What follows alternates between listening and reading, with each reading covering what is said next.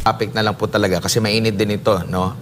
Meron pong komento itong si Vice President Sara Duterte doon sa mga nababanggit po ng ilang mga kongresista, no? Mga miyembro po ng House of Representatives doon sa nauugong naman na muling pagbuhay dito sa impeachment laban sa pangalawang Pangulo. Unang katanungan, malinaw na ba dito sa mga ganitong hakbang na politika lang ang isyo? Kasi napakaraming isyo po ngayon sa bansa. Isyo ng korupsyon, ang daming mga, kumbaga mas mabibigat siguro dahil mas malaking pera ang pinag-uusapan kumpara nga dito. Natapos na sila, mali yung kanilang proseso, sabi ng Korte Suprema, still itutuloy pa rin nila. And itong nababanggit po ni Vice President Sara din, na budget-driven na racket, parang pinagkakakitaan kumbaga nila or parang pinagkakapirahan nila for the sake para mayroon kang budget, parang ganun yung dating ba na which is nabanggit din noong mga previous ni na Senador Chis Escudero. Ito yung kinukot niya, Vice President Sara Duterte and Congressman Toby Chanco and several House members. Sabi ni VP Sara revealed that back in February 2024, signatures of impeachment were being courted in exchange of budget allocations. Ano po ang tingin niyo po rito, Attorney? Yeah, mukhang may basehan talaga yung ganyang klaseng alegasyon kasi galing na nga mismo kay Congressman Toby Tiangco yung ganyang racket. 'Di ba? Kasi isipin mo si Congressman Tiangco hindi naman kaalyado ni Pangulong ni VP Sara. So hindi mo masasabing politically driven yung statement na yun. Mukhang nangyayari talaga yan. At kahit naman nung panahon pa ni Pangulong Noynoy Aquino, lumabas na rin yan na yung pagboto sa impeachment may kapalit na ni Supreme Court Chief Justice Corona noon. May kapalit na budget or allocation sa budget. So hindi na tayo nagugulat sa mga alegasyon na ganyan. And sabi nga ng Supreme Court doon sa impeachment, hindi lang naman yung proseso mismo ang criticize ng Supreme Court sa decision na yan eh. Parang ang pinakapunto ng Supreme Court doon is political exercise ang impeachment, totoo. Pero ang impeachment, kailangan meron talagang batayan na malinaw na hindi dahil lang sa politika. Ang masama, hindi lang politika ang nagiging basehan, pati pera. 'Di ba? So, double whammy. Parang tinitira mo yung taong bayan na naghalal kay Vice President Sara, tapos sinanakawan mo pa sila para gawin yon, 'di ba? So, napakasamang pang-aabuso sa proseso ng impeachment. Opo, marami po ang nabigla ng tila bumaliktad o iniba ang tahak ngayon ng Office of the Solicitor General matapos pong kumabig. Willing na sila mag-depensa po sa panig po ng gobyerno ukol nga po dito sa hiling ng kampo ng ni dating Pangulong Rodrigo Duterte dyan po sa Korte Suprema. Kayo pa po ay nabigla dito or inaasahan nyo na po dahil obligado naman talaga ang OSG na maging abogado po ng gobyerno? Hindi naman tayo nabigla. Dahil nga napalitan na si Solicitor General Menardo Guevara, gaya nga ng sabi ko, ang Solicitor General kasi, obligasyon niya naman talaga na mag-abogado para sa gobyerno. So, may tungkulin siya na irepresenta ang gobyerno sa mga kaso na nasa Court of Appeals at sa Supreme Court. Pero meron din kasi siyang tungkulin bilang Tribune of the People para i-represent yung anong tama para sa bayan. Kaya si Solicitor General Guevara noong nag-recuse siya o umatras siya bilang abogado ng gobyerno doon sa habeas corpus petitions, consistent yun with the duty of the Solicitor General to be the tribune of the people, to serve only the best interest of the state. So, ang ibig sabihin nun, kahit na taliwas yung posisyon ng Solicitor General sa kliyente niya, yung state, pwede siyang umatras. So, itong nangyari kay Solicitor General Berberabe, prerogative niya rin ito na humarap bilang abogado ng gobyerno. In the same way na prerogative din ni Secretary Solicitor General Guevara noon na umatras. Pero ang posisyon natin, simple lang. It doesn't matter kung sino ang abogado ng gobyerno. Kahit sino pa ang mag-abogado para sa gobyerno, it doesn't matter kasi hindi mo pwedeng ipagtanggol yung hindi katanggol-tanggol. Yung pagtataksil sa bayan na ginawa ng gobyerno natin sa pamamagitan ng pagsuko ng soberanya natin at pagkanulo kay Pangulong Duterte sa ICC, hindi yan maipagtatanggol.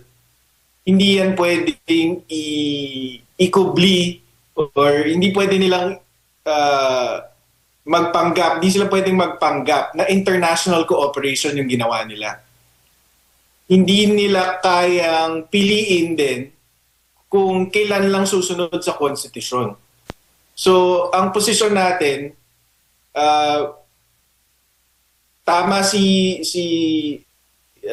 Soljan Guevara noon para hindi i-represent yung government sa habeas corpus petitions. Pero at the end of the day, it doesn't matter. Kahit sino pa yung abogadong yan, hindi niya mapagtatanggol yung posisyon ng gobyerno. Opo, pero sa kanyang imahe, sa kabuuan, sa gobyerno po, yung pagbago-bago ba ng ganitong stand ay nakasasama po? Tingin ko, pero again, may kapangyarihan o may karapatan yung Solicitor General na desisyonan kung ano yung tingin niyang nasa best interest ng Estado. So, para kay Solicitor General Berberabe, tingin niya dapat lang na sila ang mag-abogado para sa state. So, tingin natin, syempre, mali yun.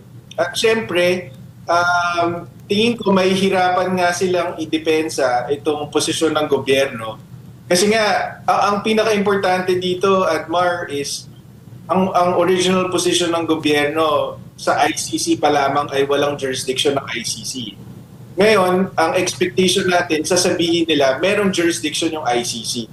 So, maliban dun sa hindi maganda na papalit-palit yung posisyon ng gobyerno, hindi maganda yung posisyon mismo na i-acknowledge ng Solicitor General natin na meron palang jurisdiction ng ICC. So yun ang mas mahalaga dito, na hindi yung papalit-palit kasi Admar, pwede namang mali yung posisyon noon tapos na-realize na tama pala ngayon. Pero ang hindi maganda is yung mali ang posisyon noon tapos ngayon i-justify nila, gagawin nilang tama, 'di ba? Kaya yun ang mahalaga doon, hindi yung pabago-bago, kundi hindi maganda yung posisyon na ini-expect nating ilalatag ng Solicitor General.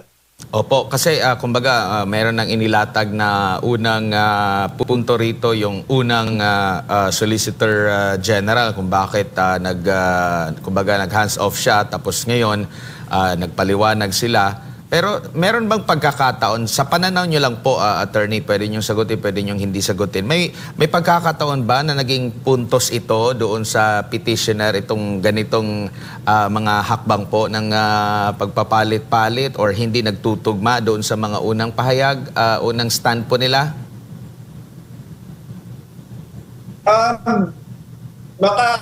Tingin ko puntos yan para sa atin, sa petitioners. Kasi yung papalit-palit na posisyon, indikasyon yan na hindi tama yung ginagawa mo or hindi mo pinag-isipan yung ginawa mo. Talking about yung gobyerno natin. Kapag papalit-palit ka ng depensa, ibig sabihin, hindi mo talaga pinag-isipan or hindi talaga tama yung ginawa mo, di ba? Like, ang prime example niyan, Admar, kung natatandaan mo noon, ang sabi nila noon is sumunod sila sa proseso kasi sabi ng Rome Statute, bago mo isuko ang isang tao na may ICC warrant of arrest sa ICC, kailangan ka dumaan sa local court. So, sabi ng DOJ noon, nagampanan namin yan kasi ang local judicial authority na sinasabi sa Rome Statute, yun ang Department of Justice. Diba? Tapos na-realize nila na kabalbalan yung defense na yun. Kaya sa Supreme Court, iba na yung depensa nila. Diba? So sa akin, clear indication yun na hindi na pag-isipan or hindi na nila inisip kung ano yung mga linabag nilang batas at patakaran basta lang magawa nila yung gusto nilang gawin. Opo.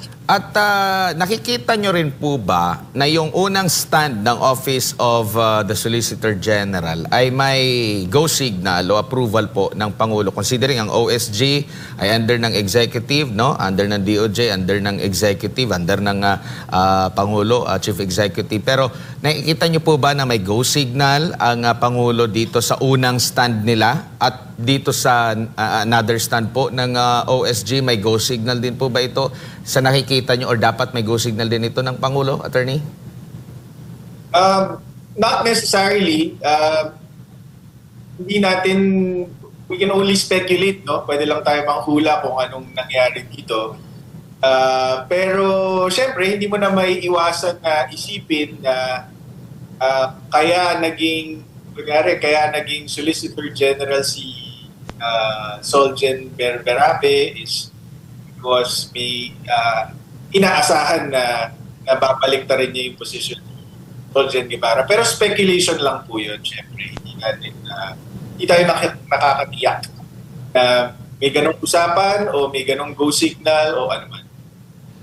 Opo. At dito po sa pag-usad, needed pa ba? Nakikita nyo po ba na needed yung mga oral arguments nito or kakayanin na ng Korte Suprema na desisyonan na ito sa mga available po na sinasabi ng konstitusyon at mga batas? Kasi siguro gusto ring marinig ng taong bayan kung ano yung mga debate or mga punto por punto dito sa mga ganap na ito, Attorney. Noong Abril, Admar, nag-file tayo ng motion to set the case for oral arguments. Precisely para mapag-usapan ng malinaw and in public yung mga issues para sa kaso na to. Pero hindi tayo napagbigyan ng Supreme Court. Hindi naman nila dininay pero noted lang ang ating motion. Ngayon naman, ang pinakabagong development is noong November 28, nung same day na lumabas yung ICC decision on the interim release request ni Pangulong Duterte, naglabas ng resolution yung Supreme Court na inuutusan yung mga parties sa habeas corpus petitions na magsumite ng memorandum within 30 days. Tapos dun sa memorandum na inihingi sa atin ng Supreme Court, linista nila yung mga issues na dapat talakayin dun sa memorandum.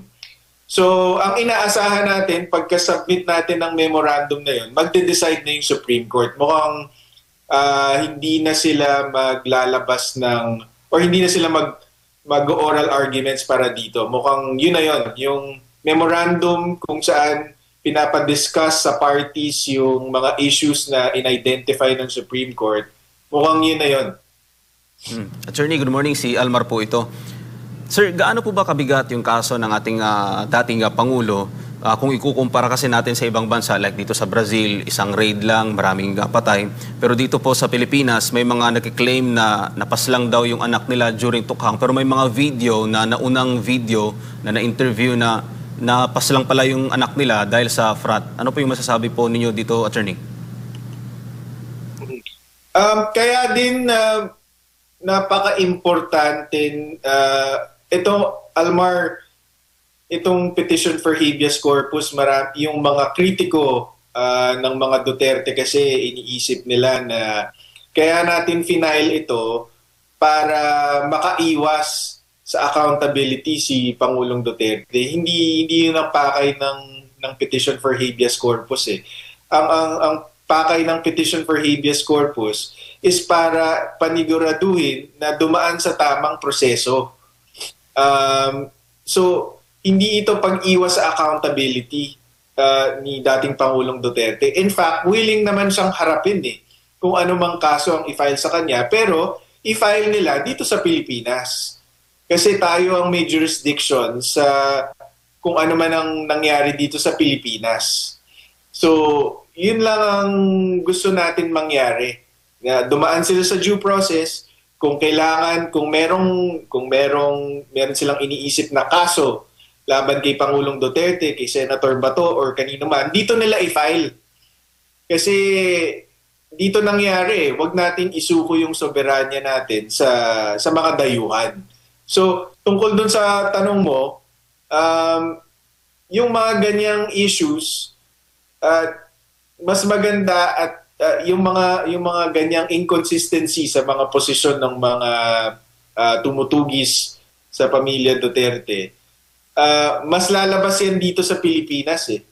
'Di ba? Hindi natin alam kung yung mga nahanap na inconsistencies, namatay pala sa frat pero ngayon representa bilang biktima ng drug war. Hindi natin alam kung aabot yan sa ICC. Pero kung dito sana ang pagdinig, di sana nalabas yan dito. Di ba? Mas madali nating yung mga abogado ni Pangulong Duterte at ng mga accused, mas madali nilang mahanap yung mga ganyan kung dito ang labanan, hindi sa ibang bansa. Sir, maiba lang ako ng konti. Nabanggit mo si Senator Bato de la Rosa kasi parang ang nangyayari ngayon parang siya umano ang isusunod. Ano yung masasabi mo dito, attorney, dun sa binanggit ng ombudsman na meron ng warrant of arrest? Kumbaga parang nanggaling sa ombudsman yung unang anunsyo na meron ng warrant of arrest yung ating senador, si Senator Ronald Bato de la Rosa. Tama po ba na nanggagaling sa ombudsman yung gantong information, attorney?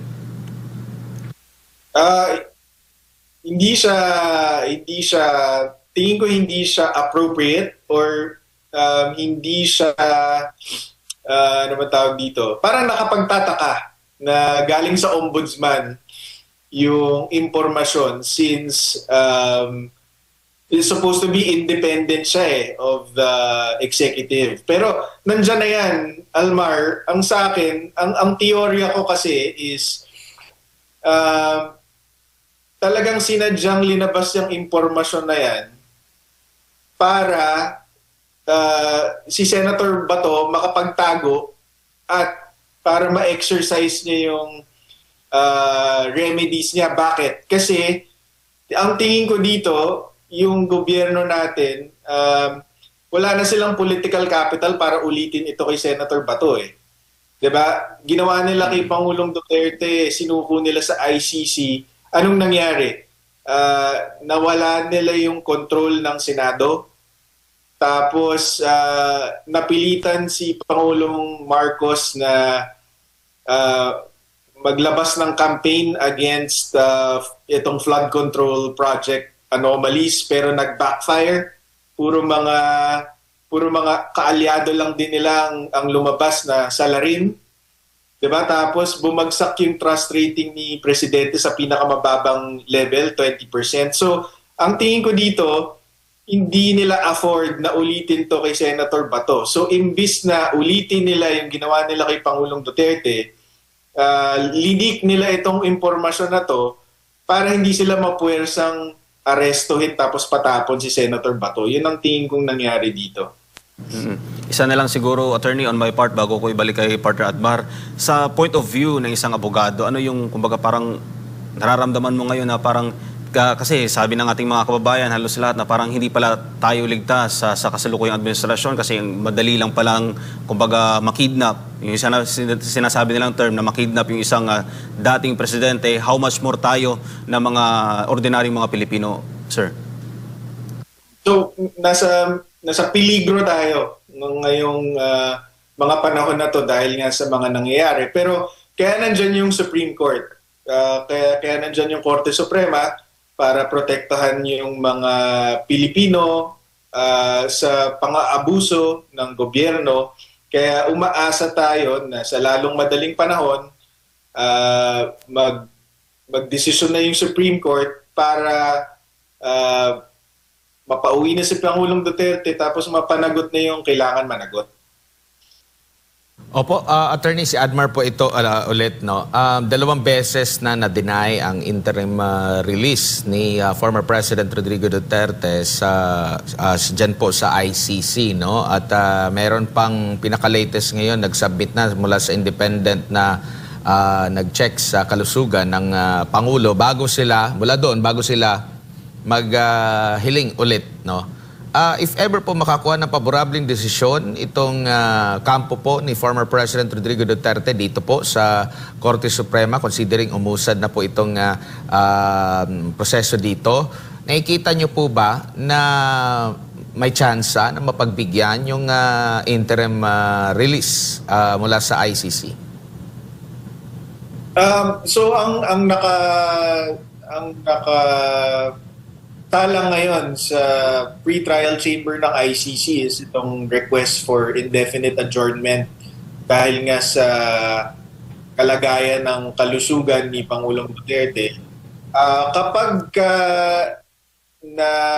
ang expectation natin doon is kapag nakita ng pre-trial chamber na wala sa tamang kalusugan si Pangulong Duterte at hindi siya makakapag-participate dito sa trial dahil masama na nga yung hindi lang yung physical pati yung mental condition niya,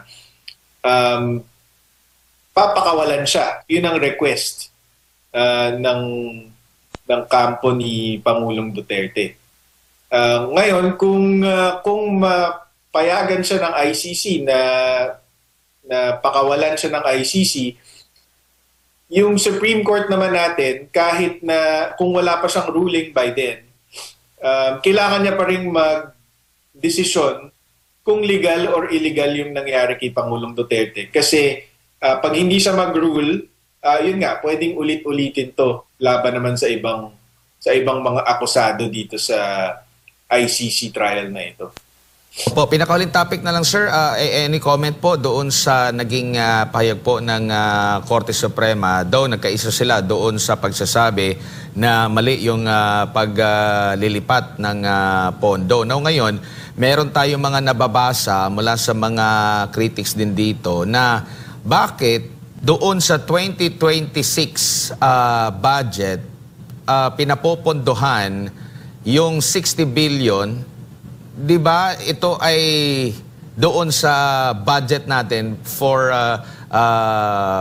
previous natin na budget? Bakit ulit galing sa tax ng taong bayan kukunin na ulit ito? Ang sinasabi kasi isoli, no? Hindi po kumbaga hindi po ulit na maglaan ng pondo para po doon, attorney. Anong masasabi niyo po rito?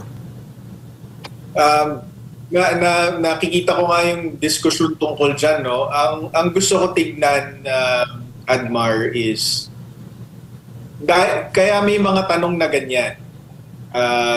Yung return versus restore. Kaya may mga ganyang tanong is natagalan din yung desisyon ng Supreme Court dito sa kasong ito, katulad nung kay Pangulong Duterte. So, dahil matagal na, nagasta na yung pera, hindi ba?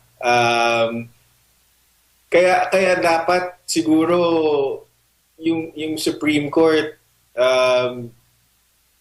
mag-take initiative sila na para sa mga national interest cases katulad nitong sa PhilHealth Fund, dapat mas mabilis yung action nila para maiwasan yung mga ganitong klaseng komplikasyon. Kasi baka kung mas maaga nilang ginawa itong action na to, baka hindi pa nagalaw kunyari yung 60 billion.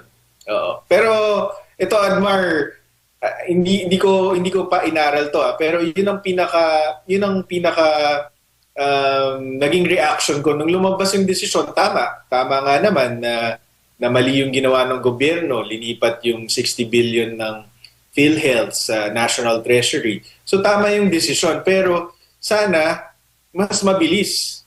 'Di ba? Kasi paano kung yung gobyerno natin inaasahan na matagal talaga ang kahit kasuhan sila matagal. So habang inaantay yung desisyon, nagalaw na nila yung pera, hindi ba? So sa akin, kailangan ng mag-reform ng judiciary sa usapin na gaano ba dapat kabilis tugunan or desisyonan tong mga cases na to of national importance. Tingin ko dito dapat mas mabilis para maiwasan yung mga ganitong komplikasyon. Opo, may mga opinion din po yung ilan sa mga associate justice po, no, na do hindi nasama, mayroon silang iba ring paniniwala, like po kagaya sa paniniwala po ni Senior Associate Justice Marvic Leonen na nangyari itong palyado na budget for 2024 dahil nga sa pag-certified as urgent and constitutional daw yun dahil hindi naman daw needed. Ang nagtataka siya bakit kung kailan nilagdaan ang BICAM, yun din yung araw kung saan kailan ibinigay ang report doon sa mga mambabatas, no, sa dalawang kapulungan ng Kongreso para at least mapag-aralan mo na bago magbotohan. So minadali dahil nga daw dito sa pag-certified as urgent, parang mali daw yun. And isa pa, nababanggit din na yung sosobra doon sa hinihingi ng presidente or hinihingi ng executive, isa din yon sa na nakikita niya na mali. Bakit ka magsosobra? Which is, yan yung nangyayari ditong sa mga nakalipas din na budget na ito yung ni-request. It's either daw, stick ka doon sa ni-request or babaan mo. Hindi yung sumobra ka doon sa hiling. And meron din siyang sinasabi na yung 2024 na budget ay palyado. So kumbaga, dahil unconstitutional sa tingin niya, reenacted dapat yung budget. Kung ano yung ng 2023, yun din dapat yung sa 2024. Ano po ang thoughts niyo rito, Attorney?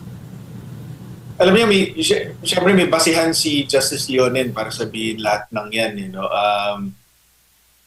Pero siguro sa akin ang mas mahalaga is dahil nga dito sa 2025 budget na tinanghal na or tinatawag na most corrupt budget in history, pati tuloy itong mga naunang budget, may mga anomalies dito sa mga nakaraang budget.